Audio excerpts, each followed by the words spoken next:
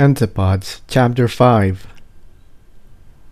Jigsaw and Tiptoe woke up to find the sun and the moon were still frozen in the sky. They had no way to tell how much time had passed, but they both felt as though they'd gotten a good night's sleep for the first time in a long time. "I think the next thing we should do is focus on finding some food," Jigsaw said, his stomach grumbling. "We haven't really eaten much of anything for the last few days." Tiptoe nodded and took off. "I'll look for food from up here," she said, flapping her wings and rising higher into the sky. Jigsaw just sighed to himself and trotted off towards the western edge of the clearing, where a small grove of trees was growing. The smell of all the green plants were almost too much for Jigsaw to take, but he knew better than to eat strange plants. Most of the food in the caves was grown in the arboretum, and very few ponies were allowed into it. It was the second largest of the caverns, and by far the most heavily guarded. Jigsaw had been in several times to manage the enormous water distribution system that supplied water to all the plants. The trees and grass weren't too much of a shock to his system because of that. He just wasn't used to quite so much of it. Tiptoe, on the other hand, had only been in the arboretum once, when she first became Jigsaw's apprentice. She had eaten the food from it, of course. She had seen pictures. The first time she entered it, however, she was completely taken aback. She could feel the magic emanating from the lights on the high ceiling, a strange and rather uncomfortable sensation on her back. The sun was completely different, though. Far off, and weak though it may have been, it felt natural and comfortable to her. She soared over the green carpet beneath her, getting up as much height as she could. As she climbed, she began to notice something far off to the east. It appeared to be a castle built into one side of a small mountain range. It appeared to be in a miraculously well-preserved state. She thought she even saw a banner waving from the top of a spire. She flew down to inform Jigsaw. Jigsaw was walking out of the copse, a few dozen apples floating in a hazy blue field above Jigsaw's head. "Tiptoe," he said as he saw her land rather clumsily in front of him. "There were apple trees back there. Try some, they're delicious." Tiptoe and Jigsaw sat down together on the grass and began to eat the apples. When they had eaten their fill, Tiptoe stood up and began to tell Jigsaw about the strange ruin in the eastern mountains. Jigsaw listened intently as she described the castle's appearance. When she was done, he stood up. Do you realize what this means? We may not be the only ones. There may be other ponies out here. We might get home yet," Jigsaw said. "Yeah," Tiptoe said, ruffling her wings. Truth was, she wasn't sure she wanted to go home. Back there she'd just be another member of a dying race, and she couldn't use her wings. Now that she was under the open sky, she couldn't conceive going back underground. Not for life, anyway. "Oh, can you do me a quick favor?" Jigsaw said to Tiptoe. "I want to try and salvage some stuff from the wreck of the subway car down in the cavern. I have an idea."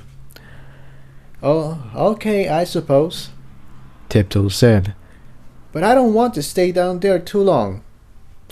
She and Jigsaw trotted over to the jagged tear in the earth that led down to the cave entrance. Tiptoe grabbed Jigsaw and they began the slow descent into the cave. They touched down lightly in the gloomy half-darkness of the cave. Jigsaw walked over to the wreckage of the subway car and looked at Tiptoe.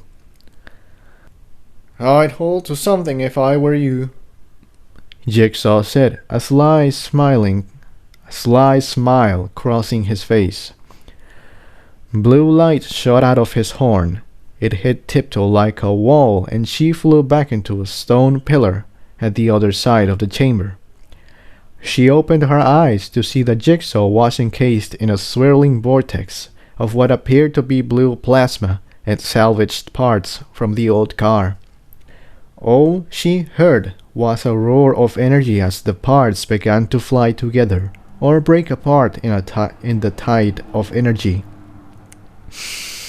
Then as suddenly as it started, the blue light streamed back into Jigsaw's horn and he collapsed onto the ground. At his hooves was a small metal platform with a sleek metallic box on the underside and two small lights on the front end. Oversized wheels were positioned on the front and back ends of the platform. Tiptoe flew over to Jigsaw just as he stood up unsteadily. Tiptoe stabilized him and said, "That was the most powerful magic I've ever seen. How are you on your feet?" "The subway car was more than this took. At least I had a general idea of what I wanted to do this time around," Jigsaw replied. "This thing will make the trip to the castle much faster. It runs on magic, though, and I think I'm beat for a little while." Tiptoe lifted Jigsaw outside, and they lay down on the grass. "Jigsaw," Tiptoe asked, "what do you think is going on at home? Do you think the water's all right? Do you want me to be honest or kind?" Jigsaw said. Not the answer Tiptoe was hoping for. "Honest." "Well, first off, we've definitely been reported dead by now. The water pressure will have been steadily falling since the massive leak caused by the control sphere falling out of the ceiling. The arboretum will probably take priority, and water will get shut down for most citizens." His voice got quiet. "I'd kept them a week until the water runs out entirely." Tiptoe's eyes got wide. "The whole cave? There's nothing we can do?" "The only thing we can do is try to find something out here that will allow us to make it back. All we can really do is go forward. I don't really see any other options." Jigsaw looked up at the strange sky. Streaks of light traveled across the eastern sky. I'm kinda glad we made it here, you know," Tiptoe said slowly. "I like it out here." Jigsaw sighed. "I know. I just wish it didn't have to come at the expense of the entire tribe." "At least we're not alone," Tiptoe offered, tentatively. "We still have each other." Jigsaw looked over at the little yellow Pegasus lying on the grass next to him. "Yeah, we do," he said. "At least there's that." Tiptoe blushed and turned her head away from Jigsaw. Jigsaw stood up. "I think I'm feeling better now. Good enough for the trip anyway." He trotted over to the hole in the ground and his horn glowed blue. Slowly the cart lifted out of the hole, settling itself on the grass outside neatly. Jigsaw jumped on the platform and Tiptoe promptly followed. Jigsaw's horn glowed blue yet again, and there was a click and a hum from beneath the platform. The wheels began to move, gathering speed.